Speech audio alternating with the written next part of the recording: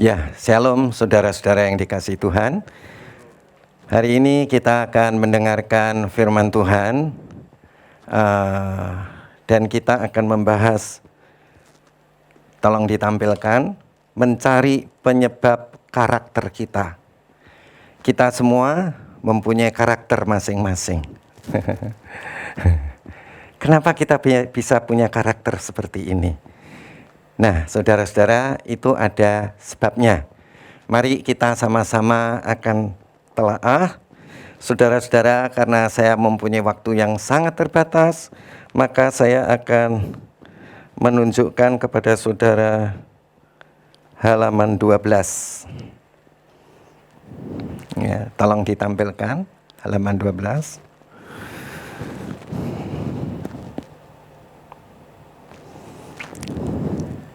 Ya, bisa tolong dibesarkan.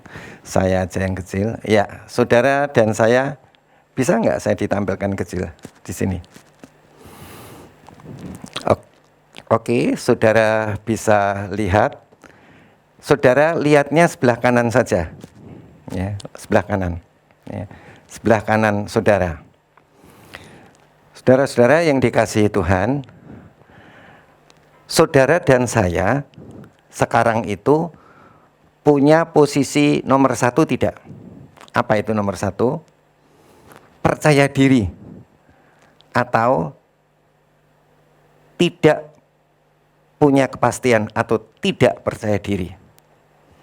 Saudara semua yang mendengarkan, ada yang masih pemuda, tapi ada juga yang sudah dewasa, ya.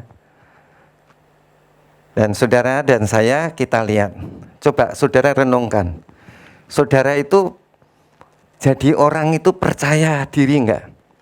Punya trust tidak? Nah, saudara-saudara, kalau saudara tidak punya trust, itu disebabkan, saudara-saudara, itu pada usia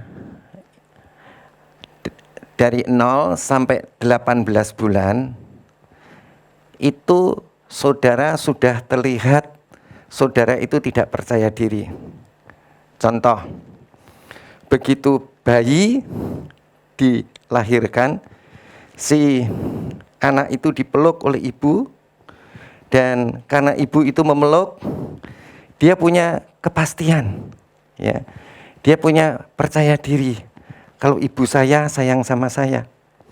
Kemudian dia menyenderkan kepalanya di dada ibunya, dan kemudian dia mulai menyusu. Ya, dia percaya diri. Nah, saudara-saudara, kalau hal itu misalnya saudara marah-marahin anak itu, bayi tadi, terus saudara paksa-paksa suruh nyusu begitu ya, supaya bisa minum dan sehat gitu. Itu saudara tahu nggak dampaknya? Dia mungkin masih anak, masih baik-baik saja. Tetapi nanti setelah bisa munculnya di saat 0 sampai 18 bulan, bisa juga di saat remaja atau di saat anak-anak, ya, itu bisa aja terjadi. Bahkan mungkin saudara yang sudah dewasa ini juga bisa nggak percaya diri, mau ngadepin apa-apa nggak percaya, ya, nggak mantep rasanya. Nah, itu saudara, ini ciri-ciri, ya. Kenapa saudara-saudara? Karena pada usia 0 sampai 1,5 tahun, yaitu 0 sampai 18 bulan itu, saudara bisa lihat yang di sebelah kirinya. Tadi sebelah kanan, sekarang sebelah kiri. Ya, kebutuhan anak di usia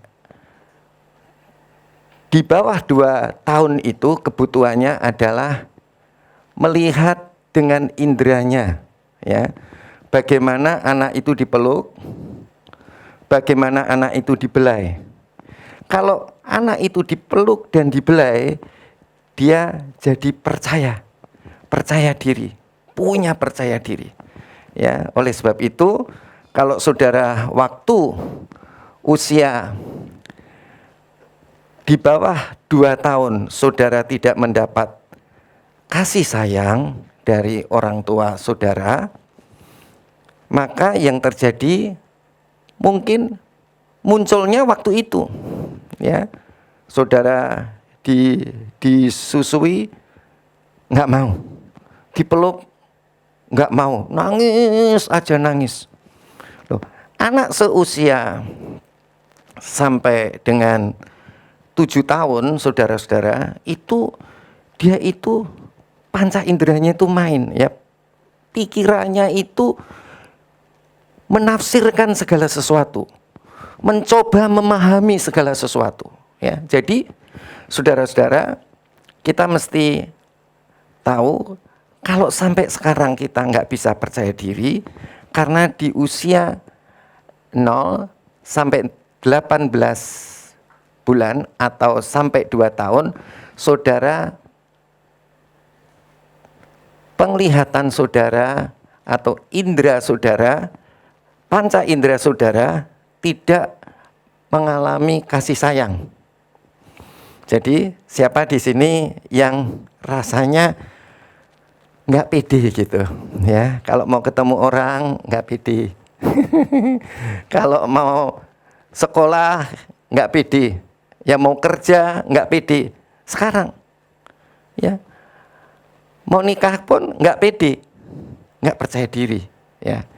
Saudara-saudara, jadi itu yang saya mau katakan, dari 0 sampai 18 bulan itu kalau saudara di umur sekian saudara itu tidak bisa percaya diri terhadap ibu saudara, terhadap mama saudara, dampaknya itu bisa muncul di masa apa saudara, di masa saudara remaja, ya, atau bahkan di usia yang sudah dewasa sekalipun. Oke, kita akan maju lagi. Yang nomor 2 sebelah kanan. Ini di usia balita, ya, atau mau dibuat, kalau beli sate kambing itu bukan balita, ini batita, di bawah 3 tahun. Ya, nah, saudara-saudara, di sini saudara, anak itu bisa mandiri, ya, kalau dia, saudara, coba saudara nomor 2, saudara lihat sebelah kiri, kebutuhan anak itu apa? Apa kebutuhan anak itu, saudara? Kalau saudara lihat kebutuhan anak apa, saudara?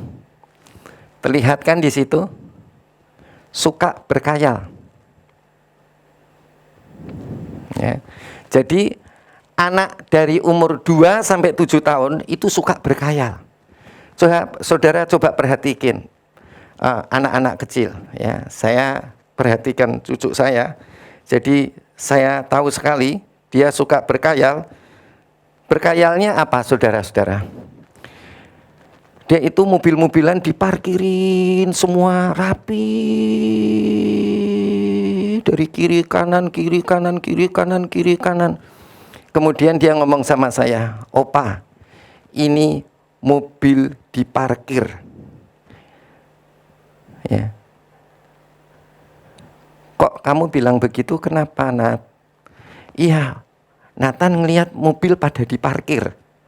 Ya, jadi dia mengkhayalkan, ya, bahwa ini mobil-mobil lagi diparkir. Kemudian dia punya mainan.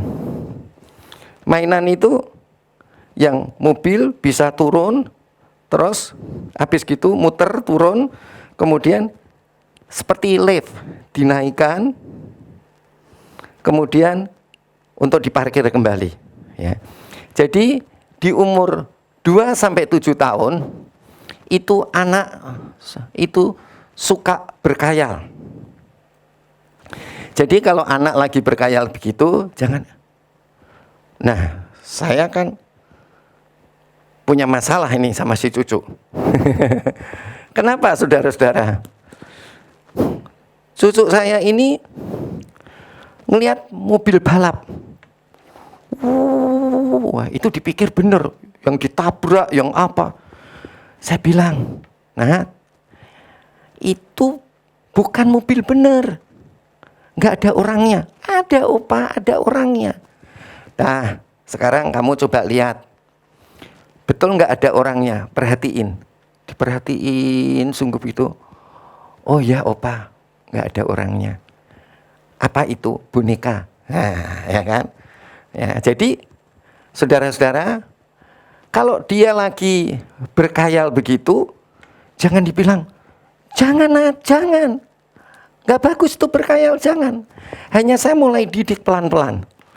Dia kalau sudah berkhayal begitu, terus saya tanya, kan kemudian kalau di bawah itu naik sepeda itu sampai yang namanya lantai ini itu sampai hitam, ya kan? Kenapa Nat kok dibuat hitam? Ini ngebut opa, ya kan? Loh, kok ngebut? Ya kan? Itu kan kalau jatuh gimana? Ya, enggak opa. Ini papi juga begini, gitu. Loh, kapan papi begitu? Tuh dia tunjukin di atas.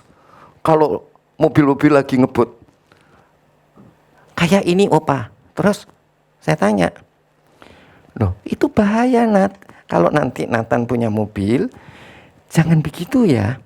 Kemudian dia bilang apa saudara? Nggak apa-apa opa, gitu. Sebab papi juga ngebut. Loh, papi masa ngebut? Iya pakai Fortuner katanya. Ya, jadi saudara dia lagi berkhayal mengekspresikan. Kalau di bawah naik sepeda ngebut sampai membuat lantai itu hitam semua, ya.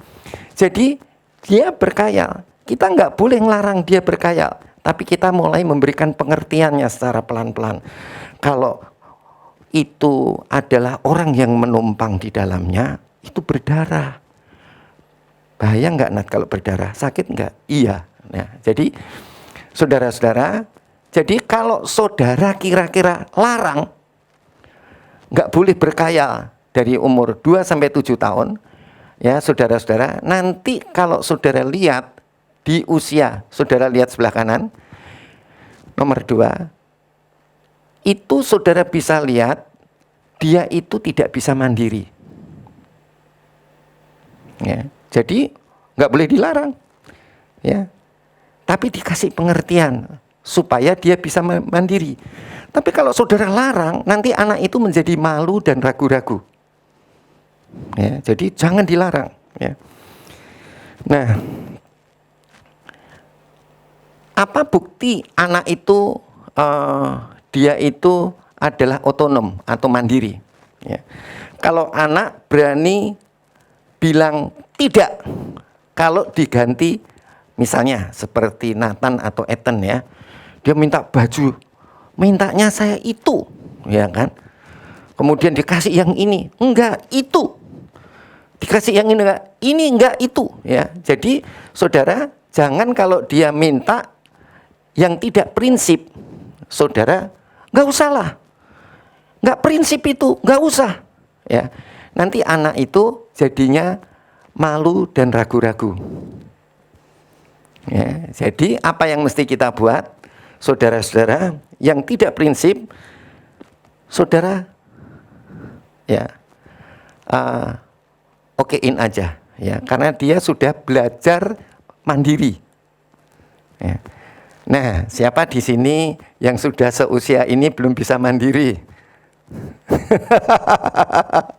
Mandiri ya, oke, kita maju saudara.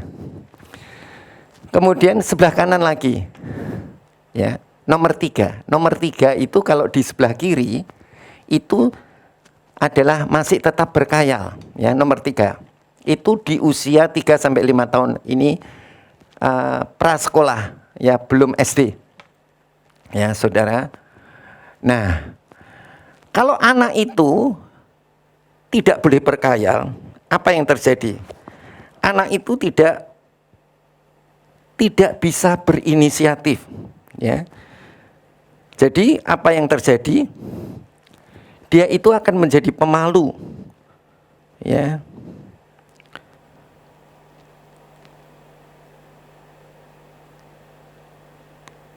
Mereka memiliki kecenderungan malu, menolak bermain dengan teman yang tidak disukai.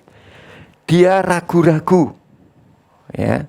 Dia merasa bersalah, mudah menangis, marah, suka berteriak. Saat keinginannya tidak dipenuhi, dia menjadi takut dan saling mengejek, ya. Jadi kalau saudara tidak izinkan dia berkhayal, ya, tadi di usia 2 sampai 7 tahun, nanti di usia 3 sampai 5 tahun prasekolah tadi, dia itu akan merasa dirinya bersalah. Ya, siapa atau dia tidak punya inisiatif. Ya.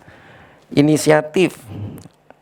Saudara-saudara, jadi dia tidak punya ide dalam hidupnya. Jadi saudara dan saya, siapa di sini yang sampai sedewasa ini nggak punya inisiatif?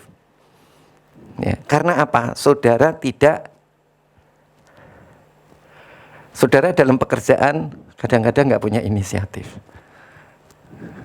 Normalnya kan orang kerja kan berinisiatif. Saya datang, saudara-saudara. Saya ngelihat seorang wanita yang tinggal dengan seorang kakaknya. Dia sudah ditinggal mami papinya. Dia itu melihara anjing banyak. Dan kakaknya ini sampai kamarnya itu ditutup sama pembatas supaya debu anjingnya, bulu anjingnya nggak masuk di kamar. Terus kursi tamunya itu penuh dengan debu. Ya, ini kan seorang wanita yang dewasa, sudah dewasa banget, dewasa muda. Ini yang nggak punya inisiatif. Ya, dia bilang, dia itu tidur di kamarnya dia. Tetapi sekali-kali dia tidur di kamar papi maminya dan itu semua ditumpuk, kasur-kasur ditumpuk di situ. Nah, mestinya kalau seorang wanita kan punya inisiatif, ya kan? Gimana rumah rapi, bersih. Kalau bekerja misalnya, gimana jangan sampai atasan saya nanya tapi saya nggak siap. Ya, jadi kenapa saudara? Nah, coba saudara lihat. Masa kecil saudara umur 2 sampai 7 tahun itu, saudara punya inisiatif enggak? Ya, berkhayal enggak? Diizinkan berkhayal enggak? Kalau saudara diizinkan berkhayal, pasti saudara bisa punya inisiatif. Jadi, saudara-saudara, kalau saudara bisa berkhayal di usia 2 sampai 7 tahun, yaitu nomor 2 di sebelah kiri, maka dampaknya di sebelah kanan, yaitu nomor 2 dan nomor 3, saudara bisa mandiri dan saudara bisa menjadi orang yang berinisiatif. Ya, jadi saudara bisa lihat bagaimana saudara harus mendidik anak. Ya, izinkan anak-anak itu, saudara-saudara, biar dia itu izinkan berkhayal. Ya, jangan nggak berkhayal, yaitu pada usia 2 sampai 7 tahun. Tapi di usia 0 sampai 2 tahun, biar anak itu adalah anak yang mendapat belayan, sentuhan panca indera dengan kasih sayang. Ya. Sebabnya kalau enggak, saudara-saudara akan mengalami nggak percaya diri. Oke, kita masuk yang keempat. Nah, saudara itu produktif nggak? Ya, tadi yang pertama, pada usia bayi, saudara punya percaya diri nggak? Kemudian, waktu saudara balita, saudara itu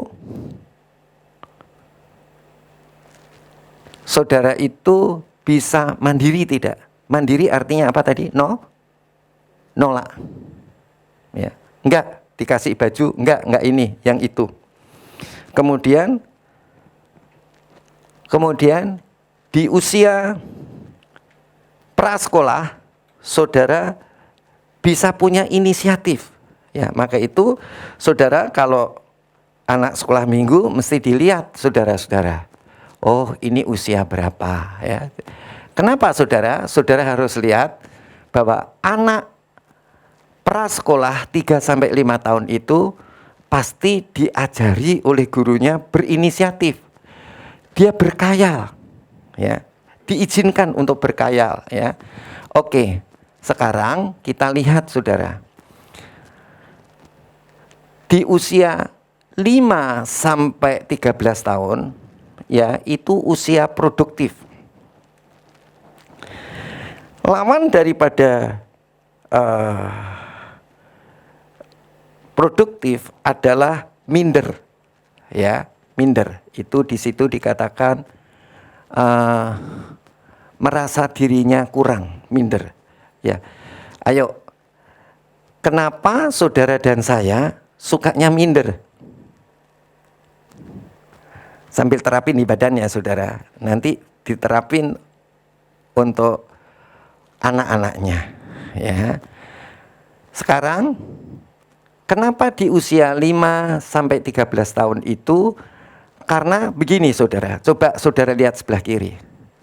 Di usia 7 hingga 11 tahun, ya, ini kan hampir kemiripannya 5 sampai 13 tahun, ya. Anak itu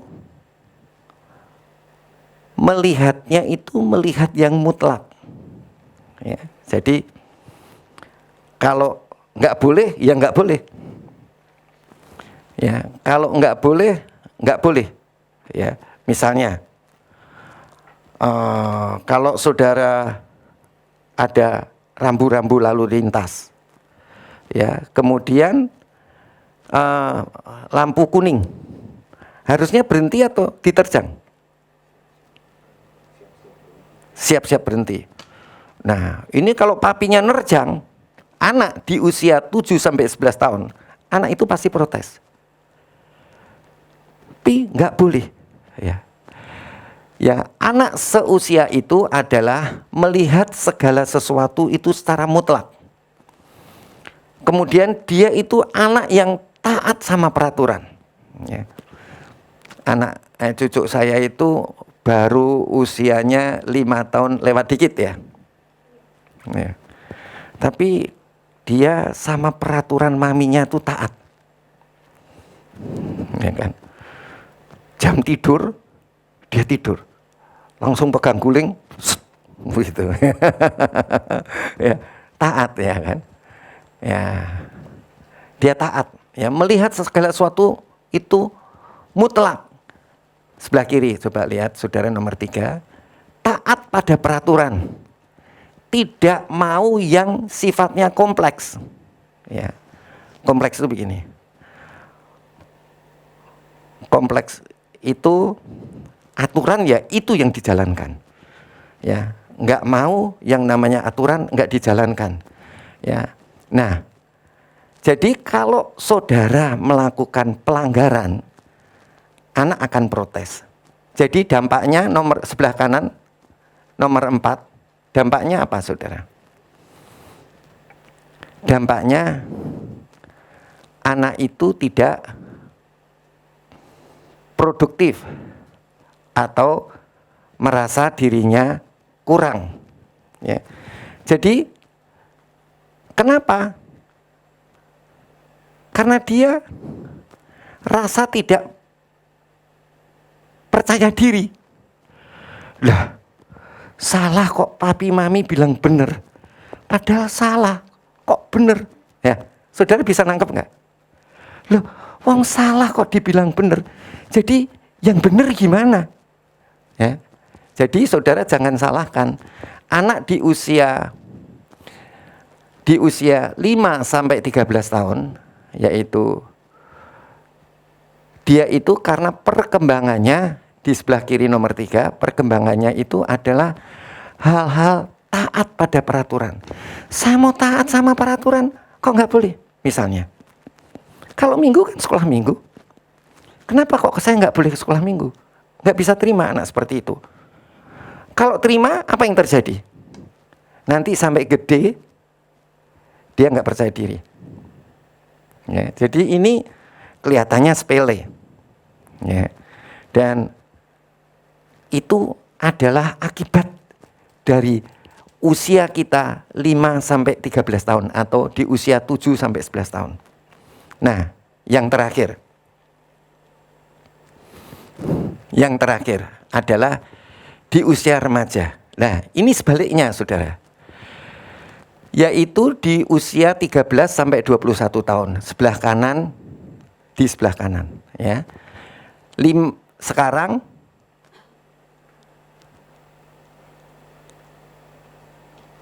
4 sebelah kiri. Saya sudah kolomin itu ya, saudara. Jadi udah jelas sekali ya. Jadi itu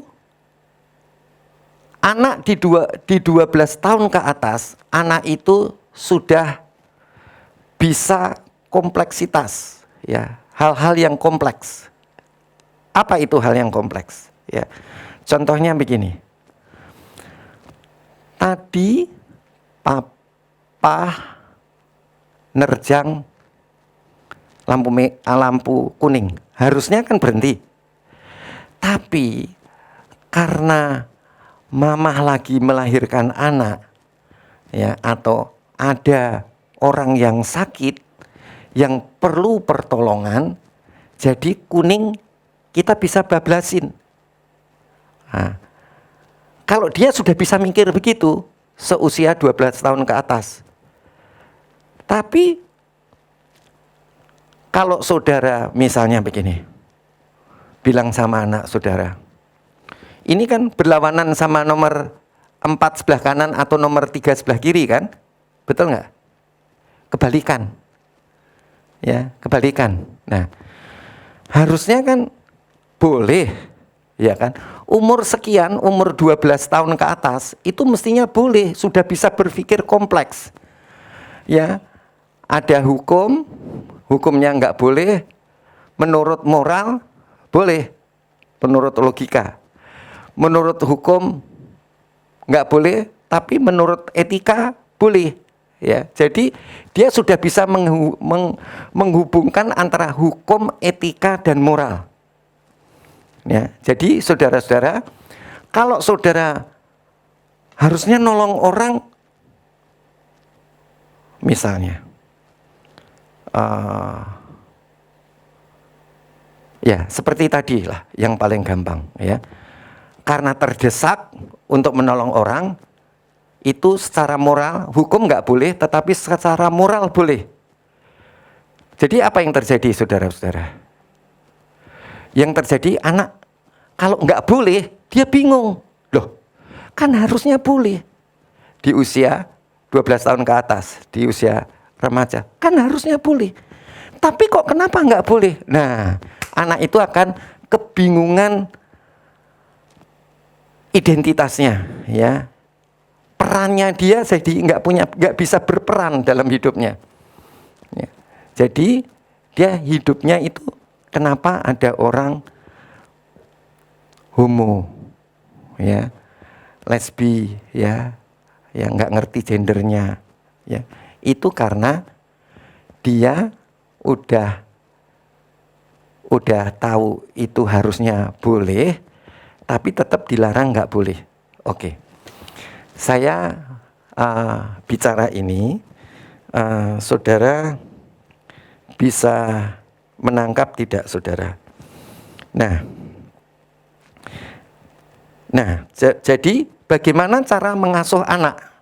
Ya, mari kita lihat halaman 11. Ya, kalau gitu ngasuh anak caranya gimana ini? Ya kan?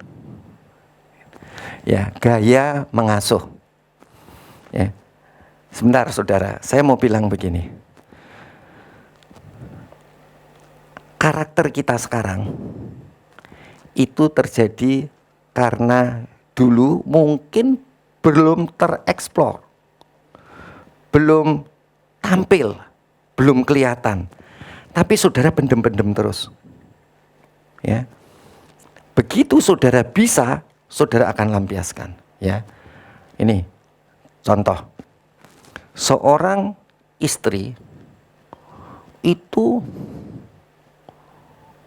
setelah nikah, ya, itu suaminya itu diinjek-injek sampai dia nggak tahan. Nah, mestinya orang itu kan dikonseling, ya kan? Kamu di usia berapa?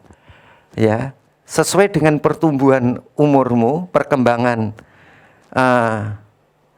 kognitifmu, ya, perkembangan pikiranmu, itu kamu ngalami apa? Kok bisa punya gejala yang aneh? Ya, bisa kalau nggak nginjek-nginjek suaminya itu nggak puas. Ya, itu bisa sampai cerai segala saudara. Ya, jadi saudara, kalau demikian, bagaimana kita sebagai orang tua gaya mengasuh kita kepada anak kita? Saudara bisa lihat nomor 1. Ya, nomor 1 ini adalah gaya orang tua yang baik. Sebabnya ke atasnya itu ke atas yang tinggi, ke atas, ke bawahnya vertikalnya yang ke bawah rendah. Di biru itu tulisannya apa, saudara? Kontrol. Ya. Yang nomor 1 itu ke atasnya kontrolnya tinggi. Orang tua punya kontrol yang tinggi. Terus yang horizontal, yang sebelah kiri, saudara, kalau saudara lihat sebelah kiri, itu dibilang kehangatan. Kehangatannya tinggi, betul? Bisa ya saudara, bisa nangkep ya. Ya, ke atasnya itu kontrolnya tinggi, kehangatan tinggi. Jadi orang tua yang baik itu apa? Orang tua yang kontrolnya tinggi, tetapi kehangatannya tinggi. Ya, itu yang baik, nomor 1. Apa itu nomor 1?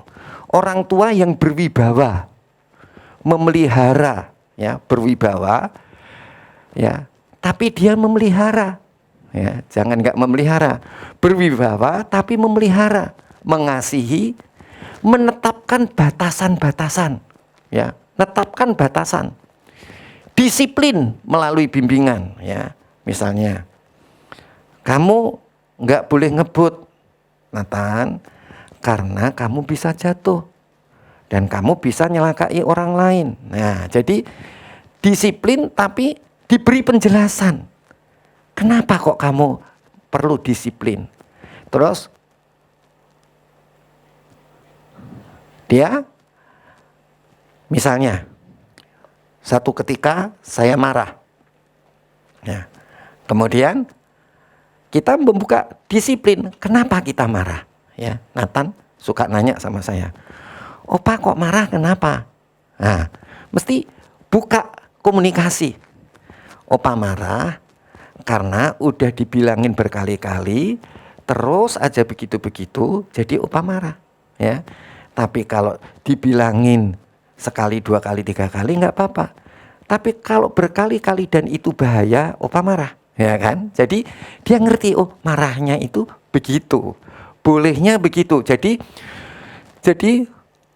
ada yang namanya membuka disiplin melalui bimbingan dan membuka disiplin untuk berkomunikasi. Jadi jelasin, didik jelasin, tapi kalau dia tanya dikasih tahu, ya, itu adalah kontrolnya tinggi, kehangatannya tinggi.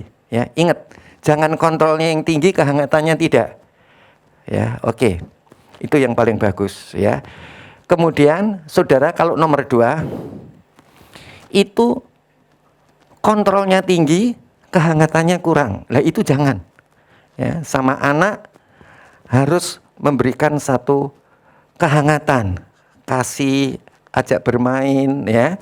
Saudara-saudara, biar dia berkhayal, ya. Nggak apa-apa, ya. Ya, yang nomor 2 itu adalah orang tua yang otoriter. Ya, jangan. Udah otoriter, ketat, tidak fleksibel. harapannya tinggi, nilainya harus 100 terus. Menghukum ya seperti seorang ibu harimau ya, ya kan. Ya itu yang nggak boleh. Nah kemudian kita lihat yang nomor 3 itu, saudara lihat kehangatannya rendah, terus kontrolnya rendah. Apa ini, saudara? Ini nggak bagus ya. Orang tua yang tidak terlibat secara emosional, terpisah, menyendiri, tak konsisten atau tanpa batas, terserah aja. Sedikit interaksi, ya jangan ini jelek, ya kan? Sebabnya kontrolnya rendah, kehangatannya juga rendah. Nah, ada yang lebih bagus, yaitu nomor 4, tapi tetap di bawahnya nomor 1, ya. Orang tua yang nganggep anaknya itu teman, ya. Orang tua yang permisif, ya, izin, mengasuh, penyayang, batas-batasnya sedikit, atau tidak konsisten, mengambil peran dari teman daripada orang tua, kayak teman, ya. Nah, saudara mesti pilih nomor berapa, saudara? 1, ya. Nah, saya tidak mungkin mau melanjutkan, nanti saya lanjutkan nanti sore, ya. Oke, saudara-saudara, kita akan lihat dulu sebetulnya kenapa anak ini bisa putus asa. Oke lah, kalau masa kecil kan tuntutannya begitu, tapi setelah besar begini, saudara kan masih kebawa kan? Masih kebawa enggak, saudara? Ya, kita akan lihat ayatnya. Yeremia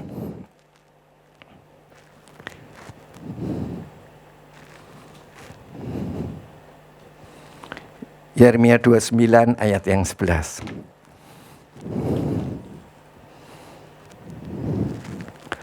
Sebab aku ini mengetahui rancangan-rancangan apa yang ada padaku mengenai kamu. Demikianlah firman Tuhan. Tuhan punya rancangan apa, saudara, untuk kita? Dulu saudara mungkin nggak merasakan kehangatan, kontrolnya tinggi, kehangatannya rendah, atau kontrolnya rendah, kehangatannya rendah, atau kontrolnya tinggi, kehangatannya rendah, ya saudara-saudara. Saudara rasanya jadi produknya kayak begini nih, ya. Apa yang saudara harus lakukan? Ketahuilah bahwa Tuhan mengetahui rancangan-rancangan apa yang ada pada Tuhan mengenai kita. Demikian firman Tuhan, yaitu rancangan damai sejahtera. Ya, jadi Tuhan itu mempunyai rancangan yang damai sejahtera untuk kita. Dan bukan rancangan kecelakaan. Ya, kalau saudara misalnya saudara minder dan lain sebagainya, saudara-saudara, ya. Kalau saudara punya hidup yang tidak punya percaya diri, kalau saudara tidak bisa mandiri, kalau saudara tidak punya inisiatif, kalau saudara tidak produktif, kalau saudara bingung identitas saudara, jangan takut. Apa yang Tuhan katakan? Yaitu rancangan damai sejahtera, bukan rancangan kecelakaan. Jadi saudara didesain Tuhan. Entah saudara melalui apapun yang engkau alami melalui orang tuamu, tetapi dikatakan bukan rancangan kecelakaan. Ya, enggak produk yang gagal. Ya, jadi kalau saudara punya orang tua yang seperti itu, saudara masih punya Bapa yang di surga. Dan Yesus juru selamat yang menebus kita, dan Roh Kudus yang menyertai kita, bisa kalau engkau percaya sungguh-sungguh kepadanya. Dan engkau katakan, karena Tuhan katakan, hai sekalian engkau yang berlelah dan berpenanggungan berat, marilah datang kepadaku. Ya, aku ini akan memberikan kelegaan kepadamu ya.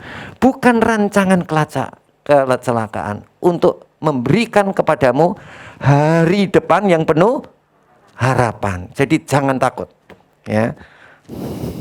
Yang saudara kalau di kantor sukanya nggak punya inisiatif ya, nggak percaya diri dan lain sebagainya, jangan takut. Melekat aja sama Tuhan. Semuanya pasti beres. Amin saudara. Oke, mari kita masuk di dalam doa. Ora lama sikinara lama guriana ralasandi. Kinoroloyo sondo ralawa guriana ralawasandi. Inoroloyo guriana ralase. Ada masa depan yang penuh harapan. Datanglah kepada Tuhan.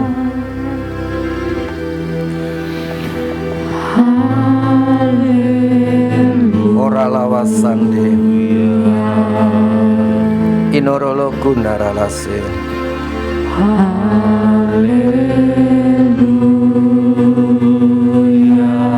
Ratande ralasando. Mari bangkit berdiri. Katakan kepada Tuhan, aku berterima kasih kepadamu Tuhan. Walaupun mungkin kami tertolak, tetapi Engkau mendekat kepadaku. Engkau memelukku. Bahkan Engkau telah mati di atas kayu salib bagi kami untuk membeli kami dari iblis dan dosa, supaya kami menjadi milik daripada Tuhan, untuk memberikan masa depan yang penuh dengan harapan. Engkau tidak terbuang saudara-saudara. Engkau adalah biji mata Allah. Era lawasande. Angkat tanganmu, katakan terima kasih Tuhan untuk penerimaanmu Tuhan. Allah sedang menunggu engkau untuk kembali kepadanya. Mari kembali kepada Tuhan.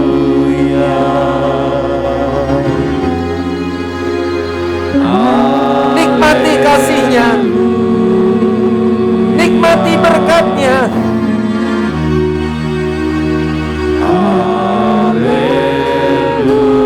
Era lasando rolokondo rahase nekere lasando. Era lawasande. Ayo saudara, angkat tanganmu. Haleluya. Oh, rahate nakarala sande. Naralawa sikini aralawa sande releki andaralawa sande releki aralawa sangka. Tuhan menerima engkau. Tuhan tidak menolak engkau. Tuhan tidak meninggalkan engkau. Tapi lihatlah, Dia menghampiri engkau. Dia ingin masuk dan makan bersama-sama dengan engkau. Dia ingin bersuka cita bersama-sama dengan engkau.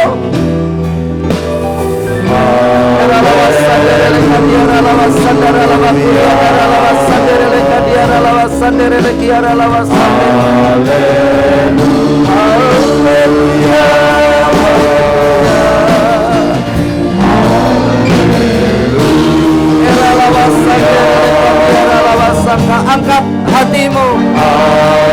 Masuk Tuhan dalam hatiku. Tuhan ingin masuk dalam hatimu, makan bersama-sama dengan engkau. Tuhan ingin bersuka cita bersama-sama dengan engkau.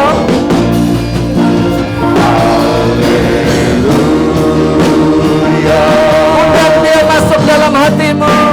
Haleluya.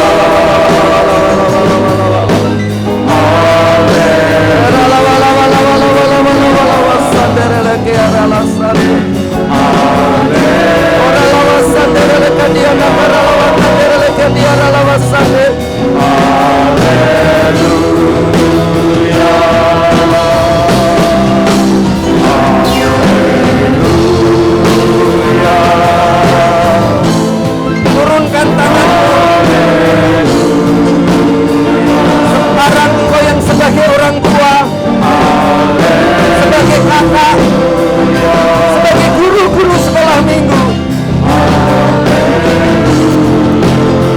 Engkau sudah mendengar firman Tuhan. Oh Tuhan, memberikan masa depan kepada kita yang penuh harapan. Perlakukan anak-anak dengan baik, dengan kontrol yang kuat, tetapi juga dengan kehangatan yang kuat.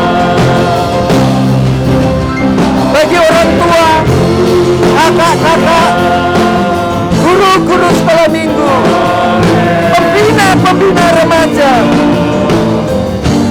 perlakukan yang terbaik kepada jiwa-jiwa yang Tuhan sudah percayakan kepadamu. Kalau engkau mau melayani mereka dengan baik, angkat tanganmu.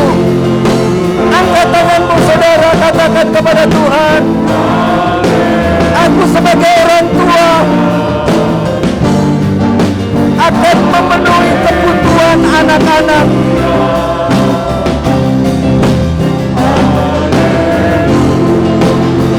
Dengan kehangatan dan kontrol yang kuat.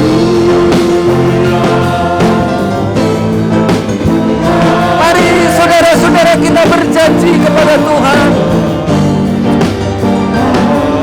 Terima kasih Tuhan, terima kasih.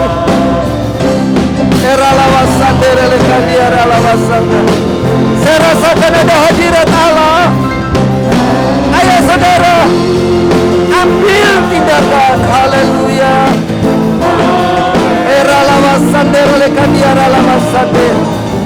Terima kasih Tuhan.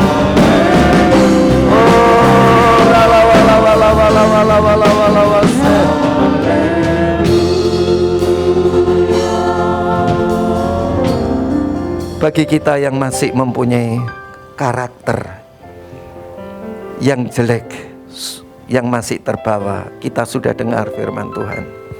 Tuhan memberikan masa depan yang baik untuk kita. Bagi kita yang mendidik anak-anak, guru-guru sekolah minggu, pembina remaja, sebagai kakak, kita akan mendidik anak-anak yang dipercayakan Tuhan kepada kita, yaitu dengan kontrol yang kuat dan kehangatan yang kuat. Terima kasih Tuhan. Di dalam nama Tuhan Yesus kami sudah berdoa. Haleluya. Amin. Silakan duduk. Tuhan Yesus memberkati. Amin.